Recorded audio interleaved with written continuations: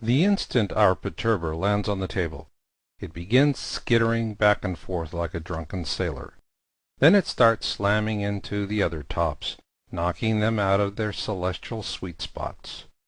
In very little time, our table becomes a picture of chaos, as tops fly off every edge. Now let's assume that our perturber, which wreaked havoc on our tabletop, and Planet X are one and the same. If this is the case, it stands to reason that Planet X has already perturbed our Sun, and most if not all of the other major planets in our solar system. To see if this is possible, let's briefly discuss a topic we're all familiar with: global warming.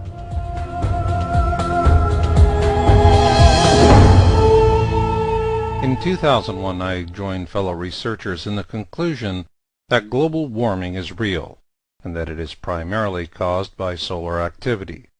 Human pollution, which is considerable, only plays an aggravating secondary role. When we released our findings, we were immediately ridiculed. I suppose this is why I'm so fond of John Couch Adams. He kept on doing his thing and was fortunate enough to see some of his theories become scientific fact. In the same vein, our 2001 global warming findings have been recently validated as well. According to scientists based at the Institute for Astronomy in Zurich, our Sun is more violent now than at any time in the last 1,000 years. Another study by Dutch meteorologists tells us that temperature increases of the last 60 years are the largest in this same period of time. Now here's the kicker. That was the good news. The bad news is that this trend will continue upward through the next 11-year solar maximum. According to NASA, the next solar maximum, which starts in 2007, will reach its peak in 2012. At that point, it is estimated to be half again worse than the last, and many feel that's a rather conservative estimate. Why is that? Prior to this last solar maximum, the highest catastrophic solar flare category was X. However, during this last solar maximum, a whole new catastrophic Y category had to be created. So let's now put this into a larger context. Up to now, we've looked at how the Sun has become more violent, and how this increased solar activity became the principal engine of global warming for the Earth. So does this also mean that the other planets in our solar system are evidencing similar surface perturbations? According to several prestigious observatories, this is exactly what's happening. For example, recent surface warming on Mars and Pluto was so severe that similar events on Earth would have caused an extinction-level event. In fact, every planet in our system is evidencing some form of surface perturbation. These range from radical climate and weather changes to the new radio and X-ray emissions that are popping up everywhere. To put this in context, imagine that you're standing in the middle of a dark theater. At first, everything is cool and quiet. Then, without warning, a lighting technician begins switching on every bank of lights in the house.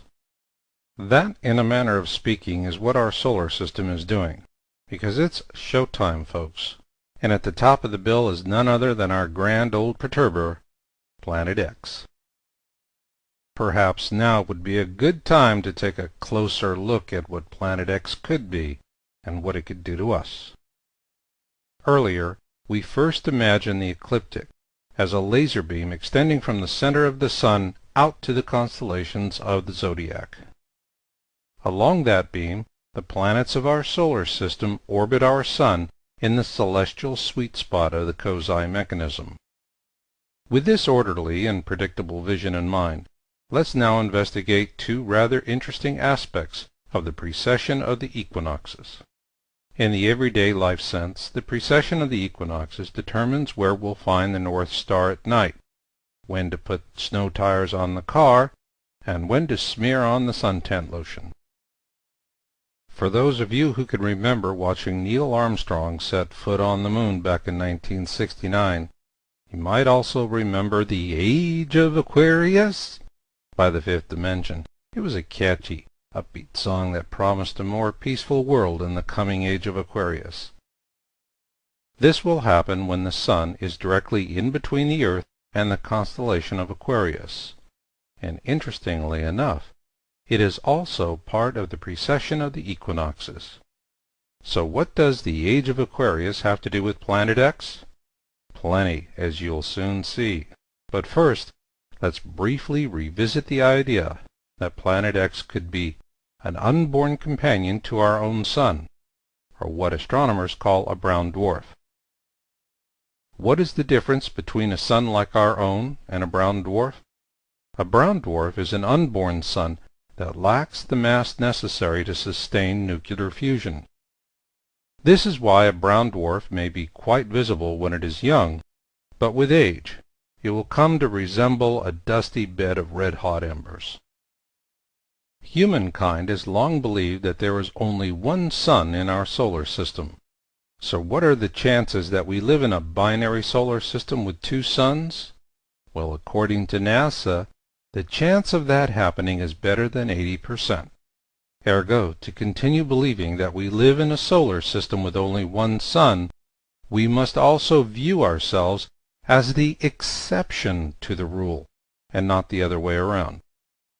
Okay, so what does all of this binary solar system stuff have to do with the precession of the equinoxes and the coming age of Aquarius?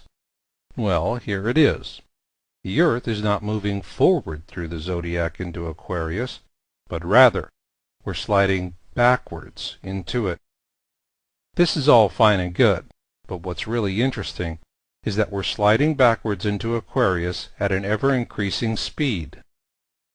This curious fact explains why astronomers and astrologers must use something called precession compensation to factor in this ever-changing difference.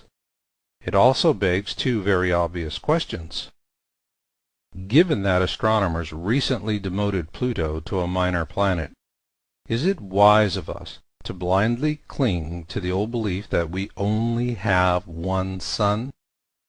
And if so, what could possibly be causing our planet to move backwards through the zodiac at an ever-increasing speed? Before you paint these questions as being trivial, please consider the following experiment. If you want to boil a frog alive without him noticing it, start by putting him in a pot of cold water. Then very, very, very slowly heat the water to a boil. If you do it right, the frog will keep adjusting to the water temperature increases until it is literally cooked in its own juices. Likewise, could the same be happening to us? Ask yourself, are we oblivious to the possible danger of Planet X because it is happening slowly enough for us to keep adjusting to it? Perhaps this is why humanity has always held a deep respect for prophecy and folklore, not because they are scientifically precise, but rather because they offer us harbinger signs of future dangers. This is why prophecy and folklore are so vital to human survival. They tell us when to jump out of the pot so that we're not boiled alive by our own comfort mechanisms. With regard to Planet X, the prophecies of the Colburn Bible, Nostradamus, Mother Shipton, and the Mayans are all giving us the same warning: get out of the pot. With that in mind, let's take a closer look at those warnings.